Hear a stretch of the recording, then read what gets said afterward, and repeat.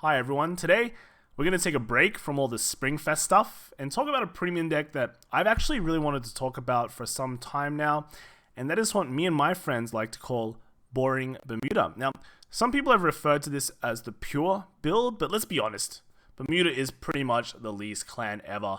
They've been dominating standard, they've been really good since premium started, and they're still good now, so definitely not pure. But why do we call this build the boring Bermuda build?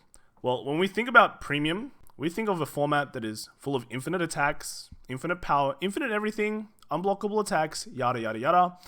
Basically, lots of annoying but high-powered gimmicks, and you attack many times, alright? Funnily enough, Bermuda can do all those things. Now, instead of building your deck like that, we don't. We just build a deck that has extremely little multi-attack. No funny gimmicks like Twa, no super powered columns with Layla. Basically, the antithesis of premium.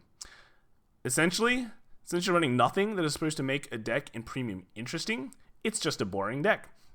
But why would you do this? Okay, let's look at where it first started. This deck was piloted by Miltai to a top 4 finish at GP Akiba, where he lost to his teammate Ryo 2-1.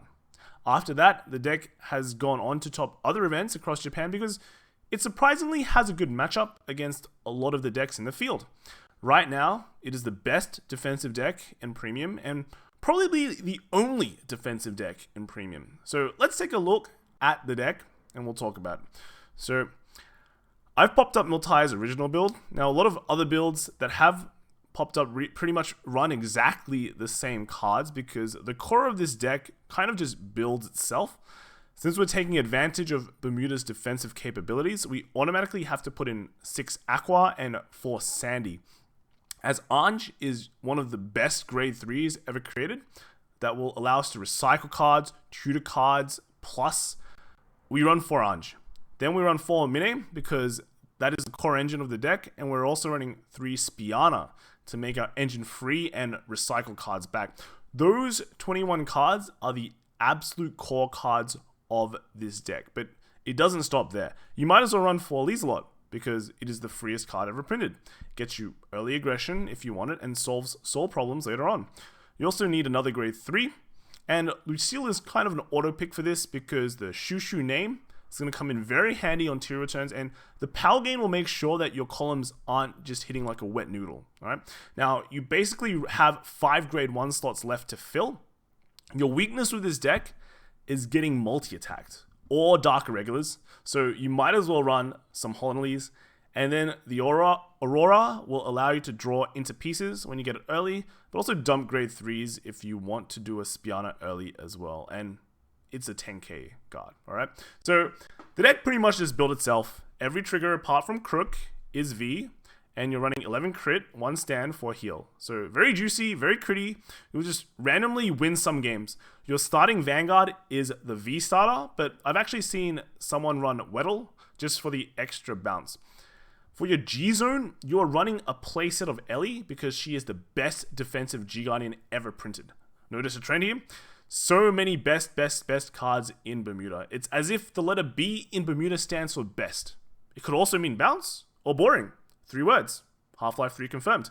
You run 1 Citron as well for Battle Phase Honolulu, or if you want to bounce something with Anji the next turn, you've got nothing on the field.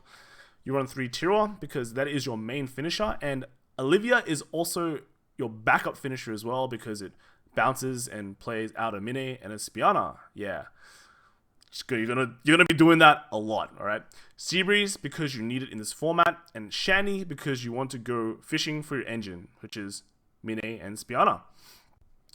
Lastly, the weird cards in the G zone. You've got Perfect Performance Anj, which makes some sense, but then you've got Amoris, Loris, and Elprina, which seem a bit out of place, but they're just there to bounce your cards. Once you have your engine, your Mine and Spiana, you stride on those and bounce the Mine and Spiana. That's it. That's the secret, right? And that's pretty much the deck. So now, what does this deck do? Well, just set it just then, but you get a Mine, you get a Spiana, and you play them out and you draw. Put back a card, you return an Anji or a Lucille back with Spiana, and then you countercharge, and then you bounce them, and you do it again, and you bounce them, do it again, and again, and again. If you don't have them, you can fish them out with Shandy. If you're at GB2, you use them to stride, do your combo, and you bounce them with Anj, and then you play again and do your stride and bounce, bounce, bounce. You keep on drawing because you want to get to your 14 defensive options because, wow, you run 4 Sandy, 4 heals, and 6 nulls. And then you just put back the stuff you don't need. This includes crits, could also include heals, all right? When Mark tested his deck with Springfest, he played against a Gold Paladin, he healed 7 times in one game, all right? At a certain point in the game, your deck is so compressed with triggers, you can start using Chira to punch damage. And even if you don't have a lot of your big shield G-Guardians and Null Guards, your normal cards are mainly just V cards, so they have slightly higher shield value than average. Now, with this deck, you still have multiple playstyles to play. You can choose to keep them on low amounts of damage and slowly grind them out. You can wait until your deck is compressed with crits and then punch them out with Tira in like one turn. Or if you drew some aggressive options, which is pretty much just Lizelette, you can deal damage if you're in a comfortable matchup, which is basically something that doesn't instant kill you when given some damage. And as the results have shown, it actually works. Why do we need to put in all these fancy gimmicks into a deck when in the current premium metagame, they're not that strong?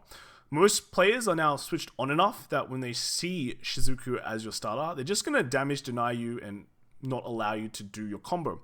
If you go second as well as an Anji-Trois, you just have a bunch of substandard cards and then you face against an Ichikishima and you cry. So why not just focus and abuse Bermuda's great defensive capabilities? When you think of this format, a lot of decks are extremely aggressive. They want to end you on the first stride. Some decks don't even run nulls. In order to beat these kind of decks, you have to either go faster or somehow weather the storm. By drawing a lot, Bermuda can do exactly that. They can weather the storm. When you face a Ryo Ichikishima build or something like Neo Nectar, you just sit there and draw, bounce, draw again, and survive the first stride.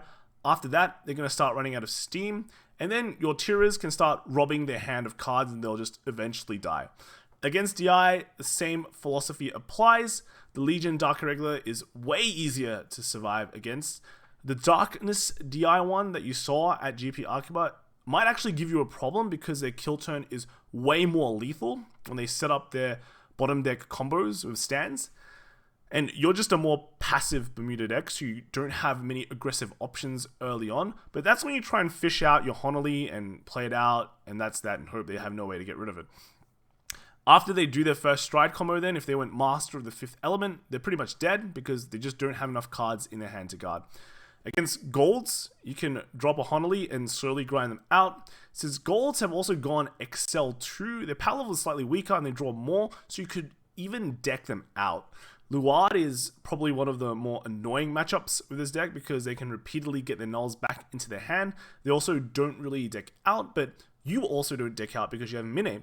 So you could probably just survive their Morfessa turns because you have 8 G-Guardians and Ellie is good. Then to not deck out, you just put back heals and Mine and then just win in time by healing.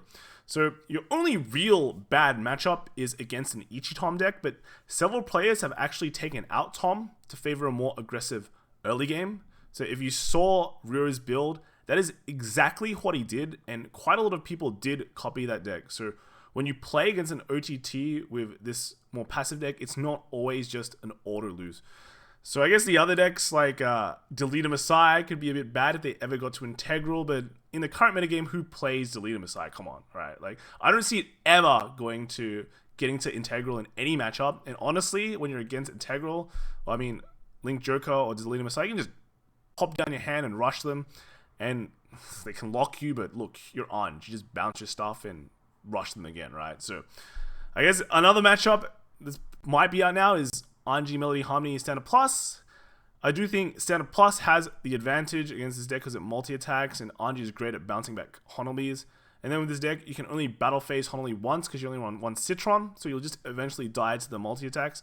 But the thing is, this deck is way more defensive, so when you play against something like Golds, they need to high roll harder against this deck than against Standard Plus. So against these aggressive matchups, you're better off. And you also have to think less than Standard Plus. So in a long tournament, your brain is working better going into the later rounds.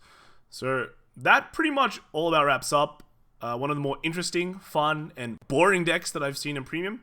We've recently hit 1,000 subscribers, which is really cool. Thanks to everyone who has subscribed and supports our channel.